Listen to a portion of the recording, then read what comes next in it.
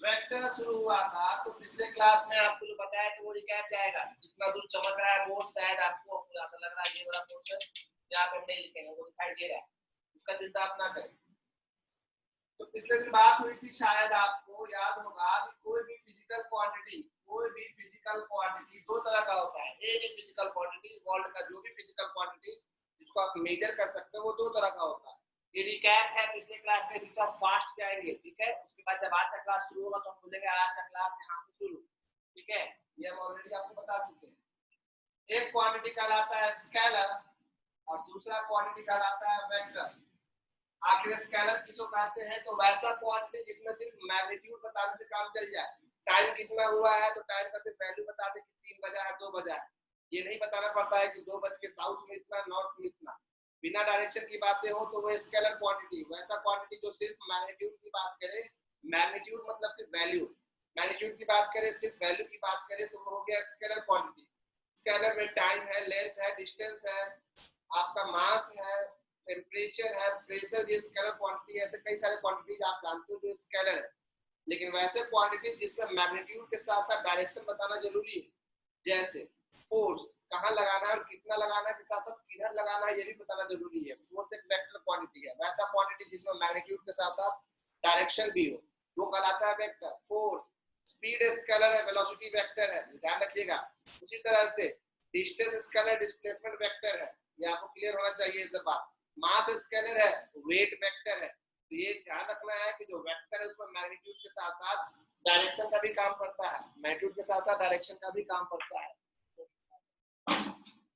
Okay, इसके अलावा ये भी आपको पता है कि scalar quantity algebraic law follow करता है, मतलब 2 + 2 4 होता है, 3 + 2 5 होता है। लेकिन जितने भी वेक्टर क्वांटिटीज है वो अलजेब्रिक लॉ फॉलो नहीं करते हैं, लॉज ऑफ अलजेब्रा फॉलो नहीं करते हैं। लॉज ऑफ अलजेब्रा मींस 2 + 2 4, इसमें हो भी सकता है नहीं भी, 2 + 2 0 भी हो सकता है वेक्टर में, और 2 + 2 1 भी हो सकता है वेक्टर में। आखिर वेक्टर को जोड़ते कैसे हैं? तो वेक्टर क्वांटिटी जो है उसको जोड़ने के लिए एक खास मेथड यूज होता है जिसका नाम है ट्रायंगल लॉ या पैरेललोग्राम लॉ। वो अलग से बात करेंगे। फिलहाल ये समझ गए थे आप कि वेक्टर जो है वो सिंपल लॉ फॉलो नहीं करता है ऐड करने के लिए, सब्ट्रैक्ट करने के लिए। इसके अलावा हम ये भी बताए थे कि वेक्टर को रिप्रेजेंट करने का तरीका है एरो बना देना है। एक लाइन खींच के उसके ऊपर एरो बनाइएगा तो ये वेक्टर क्वांटिटी कहलाएगा। इसमें दो चीजें हैं, ये कहलाता है tail of vector, this one is your head of vector. Tail of vector हमेशा मैग्नीट्यूड बताता है और हेड ऑफ वेक्टर हमेशा डायरेक्शन बताता है। वेक्टर में टेल ऑफ वेक्टर मैग्नीट्यूड बताता है और हेड ऑफ वेक्टर डायरेक्शन बताता है, ध्यान रखिएगा। तो हर वेक्टर, जैसे कोई भी आपको पता है डेफिनेशन जो चलता है अच्छी अच्छी किताबों में कि vector is a directed line segment, ऐसा लाइन जिसका खुद का डायरेक्शन होता है। ये लास्ट क्लास में बोले वही रिकैप जा रहा है। किसी भी क्वांटिटी के ऊपर अगर एरो लगा हुआ है मतलब ये वेक्टर क्वांटिटी है, इसमें दोनों चीज छुपी हुई है, मैग्नीट्यूड भी और डायरेक्शन भी। कहीं पे एग्जांपल दिए होंगे एफ ऐसा लिखा हुआ है तो फोर्स का मैग्नीट्यूड हो गया 10 न्यूटन, लेकिन ये किधर लग रहा है? मान लो लग रहा है ईस्ट की ओर, तो कितना पड़ेगा? Due east. ऐसा एग्जांपल हम दिए होंगे। ये मैग्नीट्यूड हो गया, ये डायरेक्शन हो गया। लेकिन अगर किसी भी क्वांटिटी के अगल बगल में ऐसा साइन लगा दो मतलब मोड लग गया, मोड, तो वेक्टर क्वांटिटी सिर्फ मैग्नीट्यूड मांगता है, यानी इसमें सिर्फ मैग्नीट्यूड बताना है, डायरेक्शन नहीं बताना है। या कोई भी क्वांटिटी वेक्टर होते हुए भी बिना एरो के लिख दो, बिना एरो के ऊपर लिख दो, तो ये हो गया आपका मैग्नीट्यूड ऑफ वेक्टर एफ। तो कोई भी क्वांटिटी वेक्टर है तो उसके ऊपर एरो लिखा हुआ रहेगा। मान लो पी एक वेक्टर क्वांटिटी है, ऊपर में एरो लगा देना है। तो वेक्टर क्वांटिटी का रिप्रेजेंटेशन या उसको सिंबॉलिक फॉर्म में दिखाने का तरीका क्या है? उसके ऊपर क्या लगा देना? एरो। ध्यान रखिएगा उसके ऊपर एरो। ये रिकैप चल रहा है लास्ट क्लास का, इसीलिए बोल रहे हैं। इसके अलावा वेक्टर में कुछ और बातें थी, जैसे कहीं पर दो वेक्टर है, एक वेक्टर ए है एक वेक्टर बी है, तो दो वेक्टर के बीच का एंगल किसको मानेंगे? दो वेक्टर के बीच का एंगल उसी को मानेंगे जहां दोनों का टेल, दोनों का पूंछ मिलता हो। ये हो गया बीच का एंगल।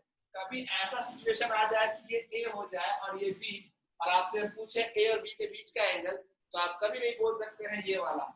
अगर आप गलती से ये बोलते हैं तो जवाब गलत हो जाएगा, क्योंकि एक वेक्टर दो वेक्टर के बीच का एंगल उसी को लेते हैं जहां दोनों का टेल मिले, टेल। ये कैप अगर हेड है दोनों का, तो ये हो गया बीच का एंगल। कभी ऐसा हो जाए डायग्राम, एक का हेड और एक का टेल आ जा रहा है, एक का हेड एक का टेल, तो बीच का एंगल कैसे निकालेंगे? उस सिचुएशन में जिसका हेड आ रहा है उसको डॉटेड लाइन से आगे बढ़ाएंगे, जिसका भी हेड आ रहा है उसको डॉटेड लाइन से आगे बढ़ा दो। वेक्टर यहाँ से यहाँ आ गया, नो प्रॉब्लम। वेक्टर आप आराम से स्लाइड कर सकते हैं, बस डायरेक्शन चेंज नहीं होना चाहिए। अब ए का टेल यहाँ आ गया, बी का टेल ऑलरेडी है, तो ये हो गया बीच का एंगल। समझ में आया? ये बीच का एंगल नहीं है, तो दो वेक्टर के बीच का एंगल वही लेंगे जहां दोनों का टेल मिलता है।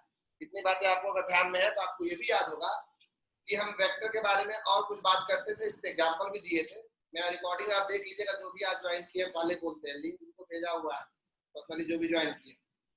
हाँ, इसके अलावा आपको याद होगा कि हम लोग बात कर रहे थे कि वेक्टर को जोड़ते कैसे हैं, how to add two vectors. Add करना मतलब एग्जांपल के तौर पर हम समझाए थे कि अगर एक बॉक्स है और इस बॉक्स को आप इधर खींच रहे हैं और आपके भैया इसको इधर खींच रहे हैं, तो आप बताइए कि बॉक्स किधर जाएगा। तो ये दो वेक्टर ऐड हो रहा है। जैसे नदी का पानी ऐसे बह रहा है और आप सीधा तैरना चाहते हैं, लेकिन आप कुछ ऐसे निकल जाते हैं। गौर करते हैं ऐसा क्यों होता है? ये दोनों वेक्टर मिलकर कुछ ऐसे जाता है। एग्जाम्पल दिए थे कि एक पायलट भी है जिसको बम गिराना है किसी इलाकों में, बॉर्डर इलाके में गिराना पड़ता है बम। जब मान लो चाइना के इलाके में हमको बॉर्डर में गिराना है और ठीक से आइडिया नहीं है तो अपने ही देश में बम गिरा लो। क्यों? प्लेन का वेलोसिटी और बम का वेलोसिटी, बम का डायरेक्शन डाउनवर्ड, प्लेन का इधर, बम कुछ ऐसे गिरेगा। कारण है दो वेक्टर ऐड हो रहा है, क्योंकि दोनों वेलोसिटी है, वेलोसिटी वेक्टर है, एक में ग्रेविटेशनल पुल लग रहा है वो भी वेक्टर है। तो कहने का मतलब है कि आपको वर्ल्ड में, दुनिया में हर जगह पे आपको डेली लाइफ में दो वेक्टर ऐड करने का काम पड़ेगा। हर जगह ऐड होता है, ऐसा नहीं कुछ ऐसा आप पहली बार देख रहे हैं, हर जगह दो वेक्टर ऐड होता है। तो दो वेक्टर ऐड कैसे करते हैं? स्केलर ऐड करना तो आसान है, 2 + 2 4, 2 + 3 5। वेक्टर कैसे ऐड होता है ये सब लास्ट क्लास हम बोल रहे हैं। तो वेक्टर को ऐड करने का दो मेथड है। वेक्टर को ऐड करने का दो मेथड है। एडिशन ऑफ टू वेक्टर्स, दो मेथड है। नंबर 1 पहला मेथड है triangle law of vector addition. Triangle law, जिसके बारे में लास्ट क्लास आपको स्टेटमेंट बताए थे। अब आज की क्लास शुरू होगी, आपके ध्यान रखिएगा। आज के क्लास अब शुरू करने जा रहे हैं। रिकैप हम हर क्लास में देंगे। आज जितना रिकैप दिए अगले क्लास फिर आप ही रहिएगा, आप बोर होते रहिएगा, फिर भी हम शुरू से रिकैप देंगे। ऑनलाइन में हमको बिल्कुल भरोसा नहीं है, पता नहीं किसका नेटवर्क क्या होगा, किसी में मेरा आवाज एकदम स्लो आ रहा होगा, किसी में एकदम आ ही नहीं रहा होगा। तो हम इसीलिए बार बार आपको, और अभी रिकॉर्डिंग भी कर रहे हैं, लेकिन हर दिन रिकॉर्डिंग आपको अवेलेबल नहीं करवाएंगे हम। तो पहला लॉ है ट्रायंगल लॉ, जो कि हम बता चुके थे। दूसरा लॉ है parallelogram law of vector addition. तो आज की क्लास हम लोग शुरू करने जा रहे हैं यहीं से। बात करते हैं कौन से लॉ के ऊपर बात करने जा रहे हैं हम लोग? Parallelogram law of vector addition. ठीक है, तो चलिए अपने अपनी कॉपी में सुंदर हेडिंग डालिएगा। आपका नोट्स अभी से ही बनेगा, कम से कम 3 कॉपी भर जाता है नोट्स में, ऑनलाइन हो ऑफलाइन हो किसी मोड में। 3 कॉपी आपका भरेगा ही, और वो अच्छे से एक जगह पे नहीं रहा, खिचड़ी कॉपी में कहीं लिखे तो बर्बाद है आपका ये समय भी, मेरा भी। ये कोशिश कीजिएगा कि नोट्स आपका अच्छे से अभी से बनना शुरू हो जाए। हेडिंग डालेंगे, ये हम बता चुके थे लास्ट क्लास, अभी नहीं बता रहे, बाद में इसको फिर से बताएंगे। ट्रायंगल हम यहाँ शुरुआत कर रहे हैं, parallelogram law of vector addition. ठीक है, हेडिंग लिख चुके हैं आप।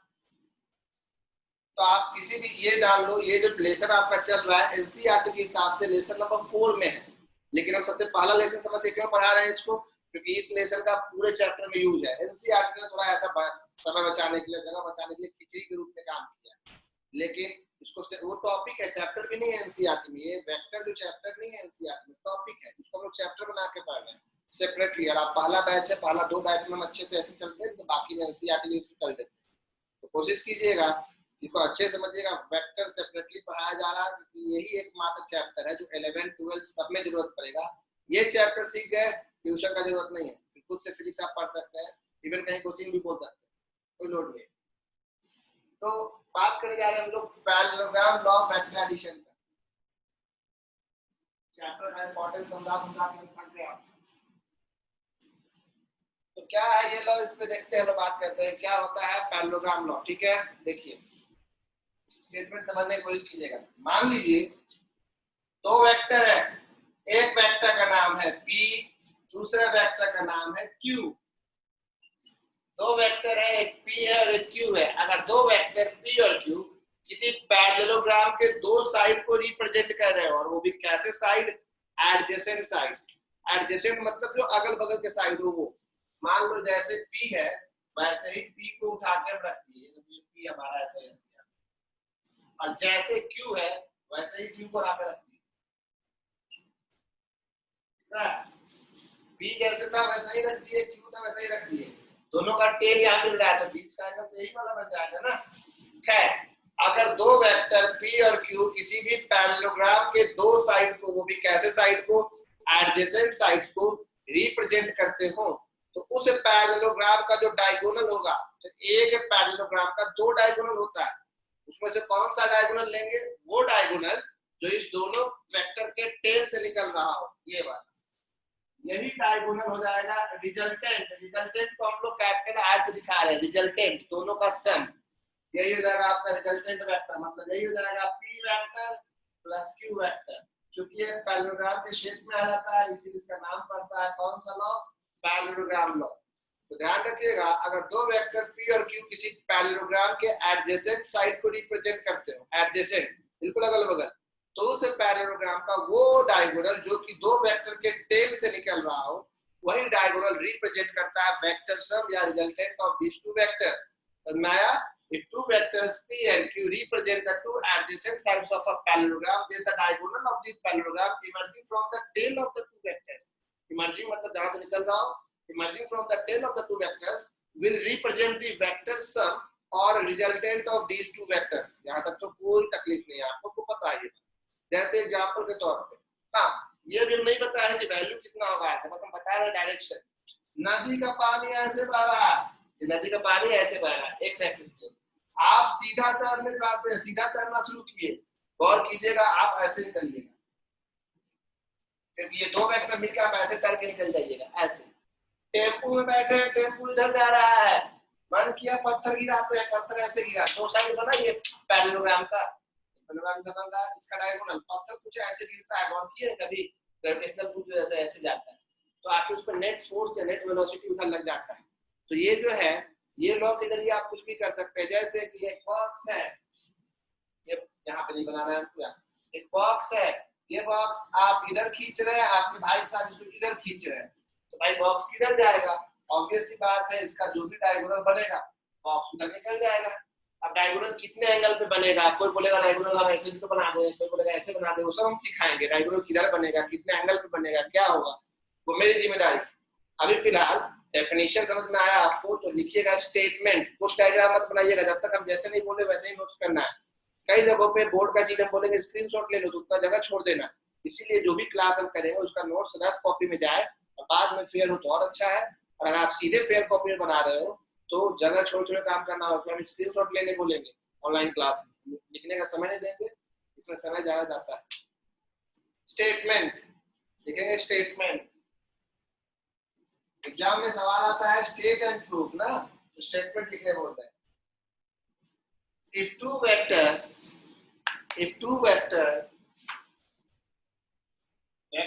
P के ऊपर एरो और Q के ऊपर arrow P and Q, if two vectors P and Q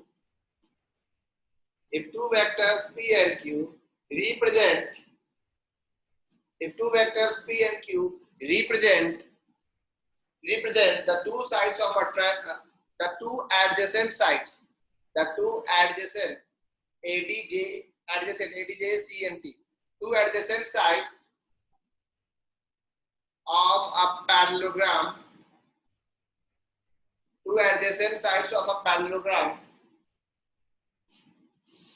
then the diagonal of the parallelogram,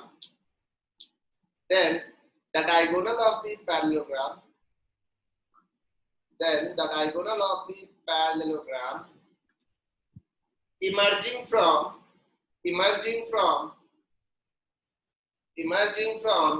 the tail of the two vectors,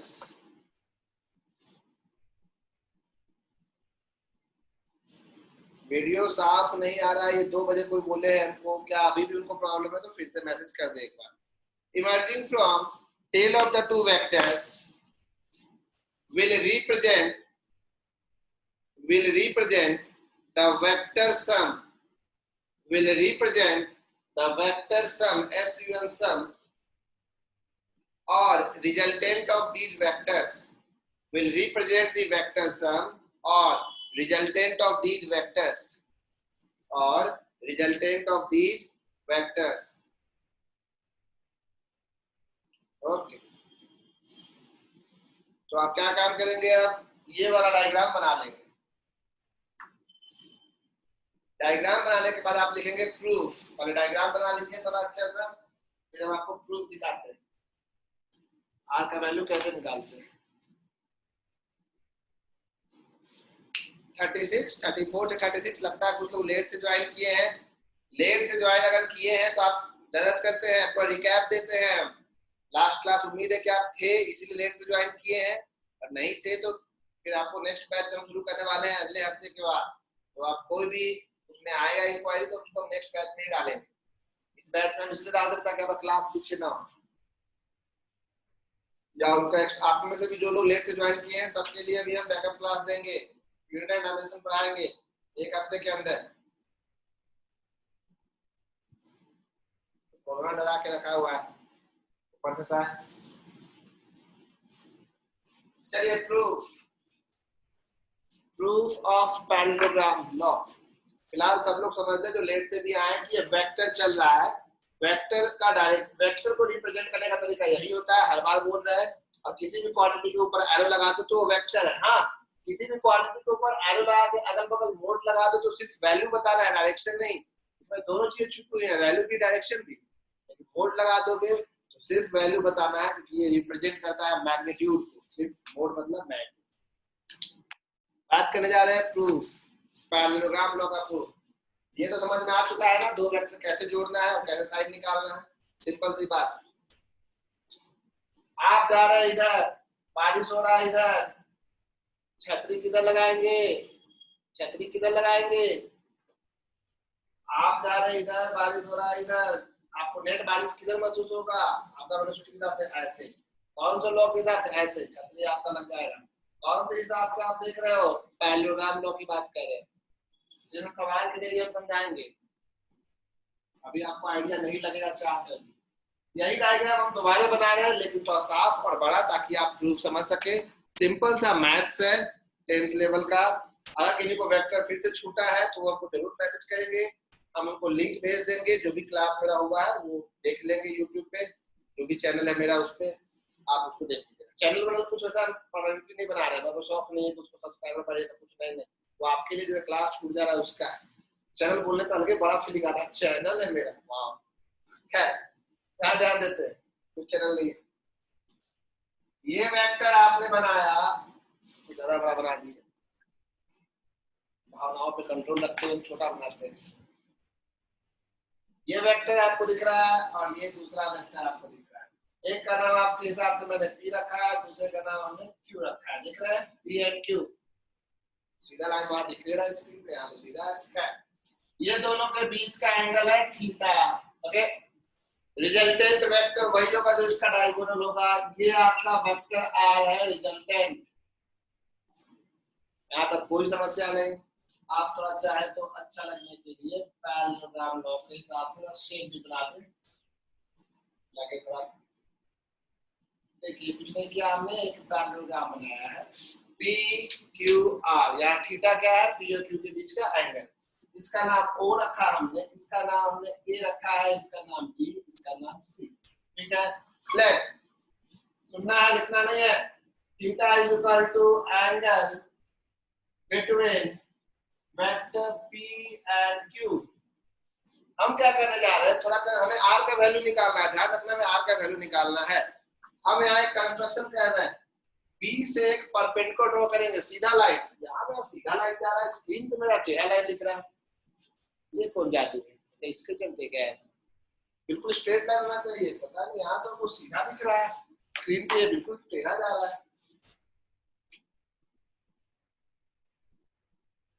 मेरी घर पे आप कोशिश कीजिए बिल्कुल 90 डिग्री पे दिखे सीधा लाइन। P से हमने एक D परपेंडिकुलर ड्रॉ किया है, BD परपेंडिकुलर अपॉन OA। ठीक है, ड्रॉ हम क्या कर रहे हैं, BD perpendicular upon OA। OA का एक्सटेंडेड पार्ट पे है। अब आपको पता है पाइथागोरस थ्योरम, वही अप्लाई करने जा रहे हैं। एक ट्रायंगल देखिए ODB, राइट एंगल ट्रायंगल है। पहले राइट एंगल ट्रायंगल नहीं था, इसलिए मजबूरी में से राइट एंगल बनाने के लिए कंस्ट्रक्शन करना पड़ा। देख पा रहे हो construction, right angle triangle, in right angle triangle ODB। ये 5 मार्क्स आना था है फर्स्ट टर्म में, 5 मार्क्स का ये प्रूफ है स्टेटमेंट इस चैप्टर से कंफर्म रहता है, जिस बोर्ड में भी आपको आईसीएसई सीबीएसई या जैन इवन जापान बोर्ड भी हो तो। ओडीबी इस ट्रायंगल में जरा बताइए आप पाइथागोरस कैसे लगेगा। ओबी का square is equal to OD का स्क्वायर प्लस बीडी का स्क्वायर। नॉर्मल से आप ओबी का square is equal to OD का स्क्वायर प्लस बीडी का स्क्वायर। ऐसा मुझे क्यों लग रहा है कि केक पीट रहा है।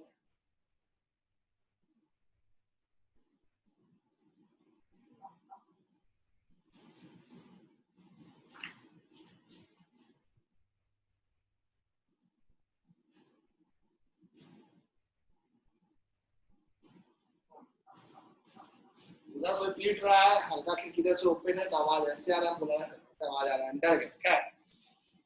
ओबी का square is equal to OD का स्क्वायर प्लस बीडी का स्क्वायर। ओबी ओबी का वैल्यू कितना है, आर। आर एक वेक्टर क्वांटिटी है, वेक्टर मतलब दोनों चीज है, लेकिन यहाँ हमने आर के ऊपर बिना एरो का लिखा। बिना एरो का लिखा मतलब सिर्फ मैग्नीट्यूड, चाहे आर के अगर मतलब ऐसा मोड लगाओ तो चारों लगा के लिखना होगा। आर का स्क्वायर और कर रहे हैं आप, आर का स्क्वायर मतलब सिर्फ मैग्नीट्यूड बोल रहे हैं, तो मैग्नीट्यूड या तो आप मोड लगा के लिखो या बिना एरो को भी लिखोगे तो आर का स्क्वायर इक्वल टू ओडी का वैल्यू पता नहीं है, ओए का वैल्यू पता है पी, ओडी का नहीं पता है, तो भैया इसको ऐसे लिख सकते हैं। देखो ओडी को लिख सकते हैं ओए प्लस एडी का होल स्क्वायर प्लस में बीडी का स्क्वायर। और कह रहे हैं आप ओए प्लस एडी का whole square. A plus B का होल स्क्वायर क्या फॉर्मूला होता है, ए स्क्वायर दिख रहा है plus B square plus 2 times of A B यानी ओए इंटू एडी, ठीक है, प्लस में बीडी का स्क्वायर। इक्वेशन अभी हमें यह पता नहीं है, ओए पता है, ओए तो पता है पी, लेकिन ना हमें एडी पता है ना हमें बीडी पता है, ना हमें एडी पता है ना हमें बीडी पता है। ये पता है ये क्यू है तो ये भी क्यू होगा क्योंकि पैरेलल लाइंस है, इतना पता है। हाँ ये एंगल थीटा है तो पैरेलल लाइन की वजह से ये एंगल भी आपका थीटा होगा। ये दो चीजें हमें पता है, लेकिन हमें ये पता नहीं है कि एडी कितना है बीडी कितना है। तो जैसा आपको दिख पा रहा है इसका नाम इक्वेशन नंबर 1 रख दे रहे हैं फिलहाल। अब आप गौर से देखिए, हम यहाँ काम कर रहे हैं कुछ, एक ट्रायंगल आपको दिख रहा होगा एडीबी, अलग से बना के दिखा है, ये आपको हम लिख रहे हैं बी, ये आपको लिख रहा है डी, ये लिख रहे हैं ए, और ये एंगल है आपका थीटा और ये वैल्यू है आपका क्यू। देख पा रहे हैं आप, in right angle triangle ADB, ADB इस ट्रायंगल में फिलहाल आप सब 10th क्लास पास कर चुके हैं तो आप जानते होंगे। इस ट्रायंगल में आपसे पूछेंगे साइन थीटा कितना होगा, साइन थीटा आप जानते हैं साइन थीटा होता है p by h, perpendicular by hypotenuse. p आपका bd है और h आपका क्या है यहाँ पे q। तो यहाँ से bd का वैल्यू कितना आ जाएगा, bd is equal to q of sine theta. बोलता रहा आपने bd का वैल्यू निकाल दिया, इक्वेशन नंबर 2, ये bd का वैल्यू आपने कैलकुलेट कर दिया। उसी तरह से आप गौर करोगे तो आपका इसी में cos theta also, cos theta कितना होगा, cos थीटा हो जाएगा बेस बाय हाइपोटेन्यूज। बेस आपका AD है, हाइपोटेन्यूज Q है, हम डायरेक्ट लिख देते हैं AD बाय Q। यहां से AD कितना आ जाएगा, AD is equal to Q of, AD is equal to Q of what, cos theta. Equation number 3, equation number 2 और 3 का वैल्यू इक्वेशन 1 में पुट करेंगे। हम ऐसे ही रखें ताकि आपको दिख सके साथ साथ। तो हम यहाँ लिख रहे हैं putting the values of, ये ऐसा प्रूफ है जिसका यूज आपको 12th तक हर बार करना पड़ेगा, एक मात्र प्रूफ जो हर बार जो रिजल्ट आएगा उसका। putting the values of 2 and 3 in equation number 1। चलिए तो उड़ाते हैं हम वैल्यू। इक्वेशन 1 implies 1 को मैं लेवल लिख रहा हूं,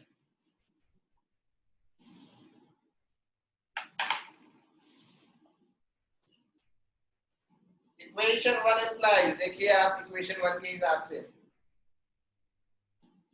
क्या है equation 1, R square is equal to OA का स्क्वायर। ओए कितना है, ओए कितना है, ओए ओए ओए, अच्छा ओए यहाँ है, ओए कितना है, ओए का वैल्यू तो p है, तो इक्वेशन 1 ओए का स्क्वायर, तो देखो पी का स्क्वायर, पी को वेक्टर नहीं लगाया है, सिर्फ वैल्यू लिख रहे हैं, प्लस एडी का स्क्वायर, एडी का स्क्वायर मतलब क्यू का भी स्क्वायर कॉस का भी स्क्वायर, तो प्लस में क्यू का स्क्वायर,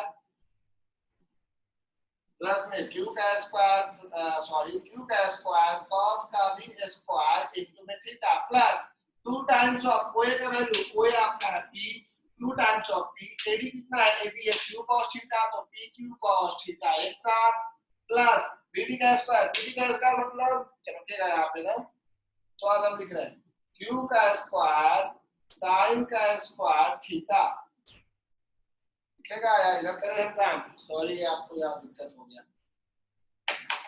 2 टाइम्स ऑफ पी और Q of cos theta plus BD का स्क्वायर क्यू का स्क्वायर साइन स्क्वायर थीटा, मेरे आपको दिख रहा होगा। अब देखिए आप इक्वल टू यहाँ पे भी क्यू स्क्वायर है और यहाँ पे भी क्यू स्क्वायर है, अगर हम दोनों से क्यू स्क्वायर कॉमन निकालें तो क्या बचेगा, गौर करना, पी स्क्वायर प्लस इस दोनों से अगर हम क्यू स्क्वायर निकालते हैं तो यहाँ बचेगा कॉस स्क्वायर थीटा प्लस यहाँ बचेगा साइन स्क्वायर थीटा और प्लस में अलग से ये लिखना पड़ेगा 2pq cos थीटा।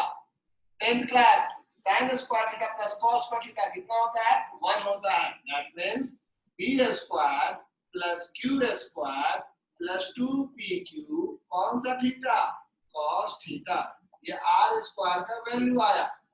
अब इसका क्या यूज है, कैसे है वो हम बताएंगे, उसके लिए आपको प्राण नहीं देना है कि बाप रे क्या चल रहा है, क्या यूज है, वो हम बताएंगे, वो मेरी जिम्मेदारी। r square is equal to p square plus q square plus 2p cos theta. अब इधर लिख रहे हैं, देखिए इक्वेशन 1 के बाद ये वाला स्टेप है 2 3 और तब यहाँ वैल्यू पुट करें, लेकिन अलग से दिखा रहा था इसीलिए, तो क्या आपको बताओ r is equal to, r मतलब ये स्क्वायर है तो ये अंडर रूट हो जाएगा, root under p square plus q square plus 2pq कौन सा थीटा, cos थीटा। आज के बाद अपना आप नाम भूल जाए, गांव भूल जाए, कोई मतलब नहीं है, लेकिन ये फॉर्मूला ना भूले, ये रिजल्टेंट का सिर्फ आपने क्या निकाला है, याद रखें, सिर्फ आपने निकाला है मैग्नीट्यूड, समझना है, लिखना बिल्कुल नहीं है, ये सिर्फ और सिर्फ मैग्नीट्यूड है, दो वेक्टर को जोड़ना है, एक p है और एक q है, तो आपको उन दोनों को सीधे जैसे स्केलर में कैसे जोड़ते हैं, एक का वैल्यू 3 है, एक का वैल्यू 4, तो 3 और 4 7, लेकिन वेक्टर में वैसे नहीं जोड़ना है, आपको ध्यान देना है कि जिन दो वेक्टर को जोड़ना है उनके बीच का एंगल कितना है, यहाँ बीच का एंगल मतलब p और q का जहाँ टेल मिलता है, बीच का एंगल अगर थीटा है तो फॉर्मूला होगा p square plus q square plus 2pq cos theta. देखिए कोई तैराक जब नदी पार करता है तो उसको अपना स्पीड पता रखना होता है कि आगे किस स्पीड से नदी कैसे पार कर रहे हैं, जैसे मान लो एग्जांपल के तौर पे एक नदी है जो बह रही है 3 किलोमीटर पर आवर की स्पीड से, नदी का जो फ्लो है, rate of flow of the river is 3 kilometre per hour, और एक तैराक जो है स्विमर वो सीधा तैरता है, स्ट्रेट तैरना चाहता है, और वो तैरना चाह रहा है 4 किलोमीटर पर आवर, लेकिन नदी का फ्लो से इसको सपोर्ट भी मिल सकता है और इसका अगेंस्ट भी जा सकता है, वो डिपेंड करता है।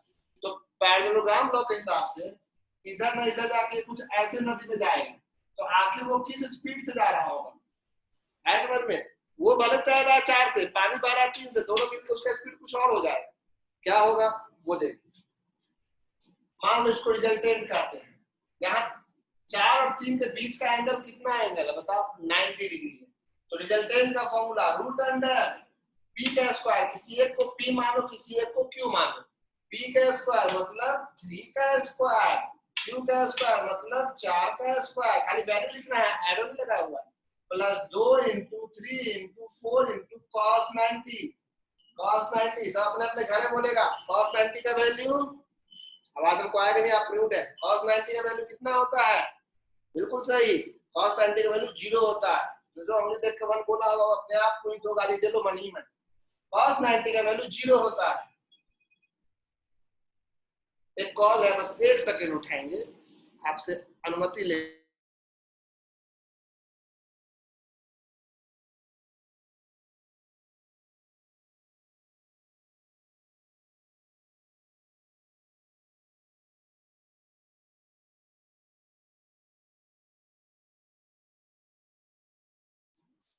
आप ही चाहेंगे, सुनिए, वो यार चमक रहा है आपको ना, ये चमकना नाम लिख दिए गलती से, प्लस की यहाँ पे चमकता है, ठीक है, ये मिटा देते हैं। cos 90 जीरो होता है, क्या चमक रहा है आपको दिख पा रहा है कि नहीं पता नहीं।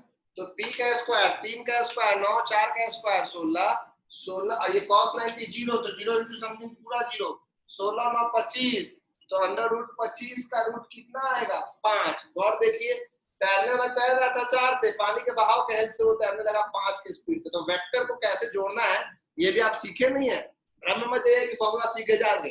एक एग्जांपल आपको दिए नॉर्मल सा, लेकिन पूछने वाला तो ये भी पूछेगा कि हम सीधे तैर रहे थे, हम कितना एंगल से तैरने लगे। अभी एंगल की भी तो बात आएगी, डायरेक्शन भी नहीं पता है।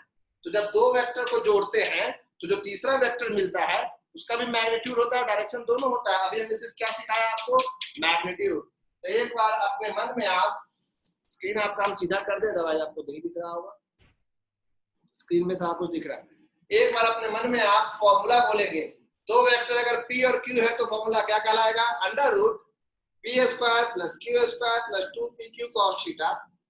रिजल्टेंट का मैग्नीट्यूड का वैल्यू, क्योंकि ये 12 तक आपका पीछा नहीं छोड़ेगा और बाद में भी साइंस रखते हैं, तो दो वेक्टर अगर जोड़ते हैं, एक का नाम a है वेक्टर, एक का नाम b है, तो क्या फॉर्मूला होगा, अंडर रूट रिजल्टेंट का under root a square plus b square plus 2ab cos theta, जहां थीटा क्या है ए और बी के बीच का एंगल। यहाँ हमने एग्जांपल में पी और क्यू लिखा है, तो यहाँ पे फॉर्मूला आ जाएगा P square plus Q square plus 2p cos theta. अभी सिर्फ आपने क्या निकाला है बताइए, मैग्नीट्यूड। अब क्या निकालना बाकी है, डायरेक्शन। उससे पहले आप इसका स्क्रीनशॉट ले लो। ये मीटिंग और 5 मिनट में खत्म हो जाएगा, इसीलिए एक और मीटिंग बनाना पड़ेगा।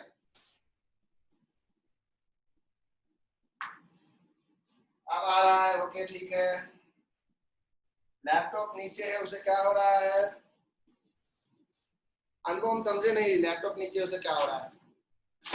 ओ ये वाले का प्रॉब्लम बोल रहे हो क्या, हाँ उसके चलते ही हो रहा है। कितना ऊंचा करें यार इसको, ज्यादा ऊंचा करेंगे तो मैं लैपटॉप ही गिर जाएगा।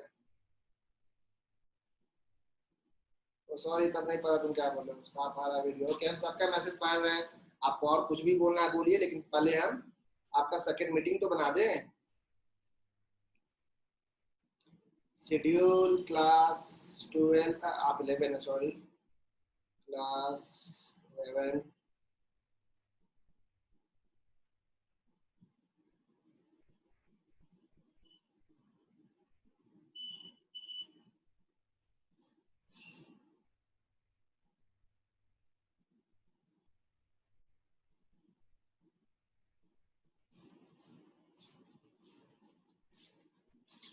आ गया बिट्टू, बहुत लेट कर दिए। हम कब लगाएंगे, हम 2:30 बज जाएगा, क्लास है फिर वैसे मैं साइकिल चला लूं। आपको हम आपका एक मिनट में भेज देंगे। आपका मीटिंग जो है सेकंड मीटिंग लेक्चर 2,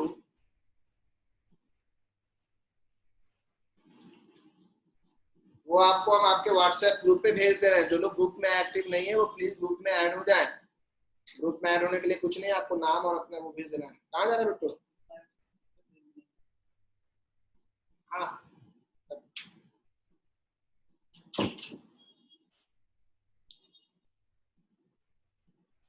अगला मीटिंग हम भेज दिया आपको। किन्हीं को अगर प्रॉब्लम है तो आप हमको पर्सनली मैसेज करके मांग सकते हैं। आपका नेक्स्ट मीटिंग का चला गया,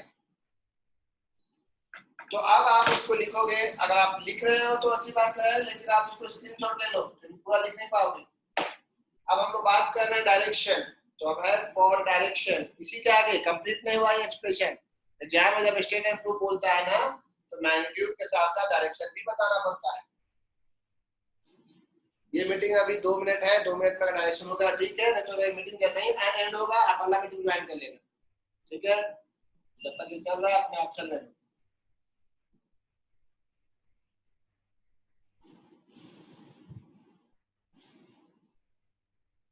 ओके, डायरेक्शन देखिए, p वेक्टर ये q वेक्टर है और दोनों के बीच का एंगल ये मान लो थीटा था। अब हमको पता करना है कि रिजल्टेंट का डायरेक्शन क्या है। डायरेक्शन मतलब रिजल्टेंट कितने एंगल पे जा रहा है। तो मान लो रिजल्टेंट वेक्टर p के साथ अल्फा एंगल बनाता है, alpha. Let alpha is equal to angle made by vector with vector P, vector R कितना एंगल बनाता है पी के साथ, मान लो अल्फा, तो हमें उसी अल्फा का वैल्यू निकालना है। ठीक है, सुनो, in right angle triangle, right angle triangle कर लिया सेकंड ऊपर, ठीक है, ओडीबी, राइट एंगल ट्रायंगल ओडीबी देखते हैं हम लोग। पानी देख लीजिए, पानी पानी आ गया। Right angle triangle O D और बी दिख रहा है आपको, ओ डी और बी, ये लेस देन 1 मिनट है, मीटिंग एंड होने वाला है, तो क्यों नहीं अगले ही मीटिंग में आपको बताया। नेक्स्ट मीटिंग ज्वाइन कीजिए तुरंत, उसमें शुरू करते हैं। नेक्स्ट मीटिंग ज्वाइन कीजिए। नेक्स्ट